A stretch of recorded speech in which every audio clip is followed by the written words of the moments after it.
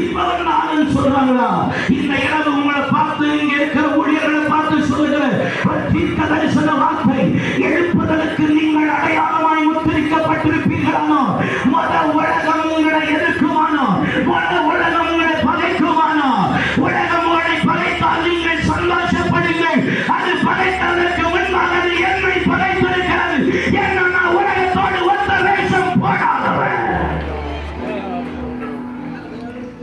28ஆம் அதிகாரம் 1 வசனத்திலே கர்த்தர் மோசேயை பார்த்து சொல்றார், எப்பாடி எலியாசரையும் ஆசாரியர்களையும் இஸ்ரவேல் ஜன நடுவில் இருந்து பிரித்து அவர்களை பணியப்படுத்து.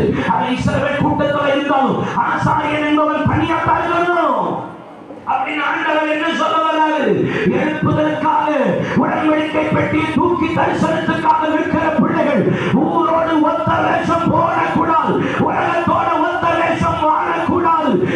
ரோமர் 12:1-2 வசனம், நீங்கள் பிரபஞ்சத்துக்கு ஒத்த வேஷம் தெரியாமல் நன்மை பரிபூர்ண சித்தம் இன்னதென்று பகுத்தறியத்தக்க உங்கள் மனம் புதிதாகிறதுனால நீங்கள் மறுரூபமாகுங்கள். உங்களை ஜீவபலியாக ஒப்புக் கொடுக்க வேண்டும் என்று தேவனுடைய இலக்கங்களை முன்னிட்டு வேண்டிக் கொள்கிறேன்.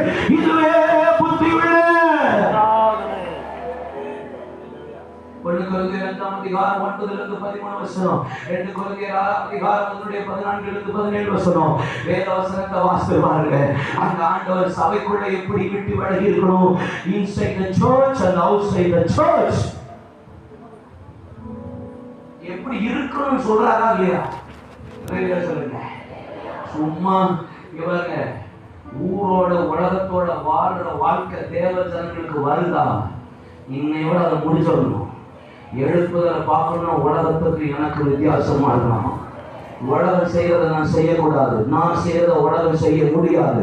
சபை செய்யறத உலகம் செய்ய முடியாது. உலகம் செய்யறத சபை செய்யக்கூடாது. உலகத்துக்குள்ள சபை இருக்கலாம், உலகத்துக்குள்ள நான் இருக்கலாம், எனக்குள்ளே சபைக்குள்ளே உலகம் வரக்கூடாது. என்னைக்கு உலகம் வருதோ நீங்க எழுப்புதலுக்கு வச்சாச்ச.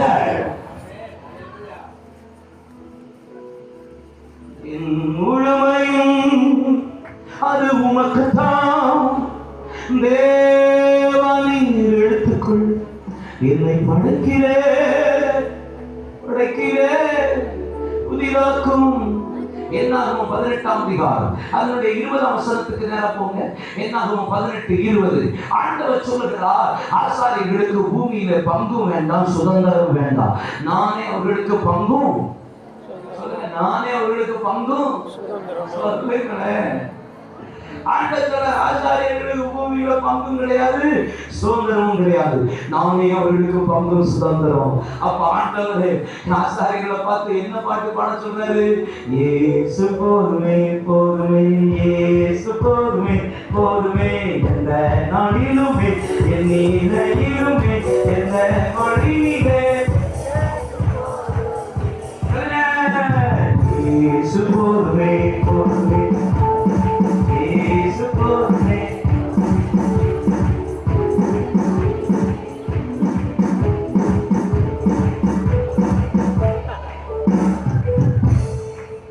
போதுமாப்பா? இயேசு மட்டும் போதும் சொல்றாங்களா? கை வைத்து எனக்கு ரொம்ப பொறாமையா இருக்கு. ஈஸ்வருக்கு எப்படிலாம் 2 படவையா இல்ல 1? 2 தானே? பாருங்க. இயேசு போதுமே, 2 படவை போதுமே போதுமே, இயேசு போதுமே, கால் போதுமே போதுமே. நான் ஃபாதர் பாட சில பாட்டெல்லாம் நான் பாடவே மாட்டேன் பஸ்ல. ஏன்னா அவர் பாடுவாரு, நம்ம பாட முடியாது. வேறு ஒரு ஆசை இல்லை. என்னது என்னதுன்னு கேட்கிறேன், தெரியாம தான் கேட்கிறேன். வேற ஒரு ஆசை, நமக்கு தான் உள்ள ஆசை இருக்கு. ஆசையே இல்லாம யாராவது வாழ்றோம்? லிஸ்டே பெருசா இருக்கு.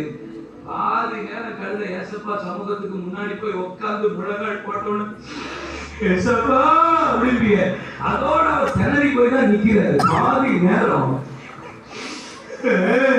மகன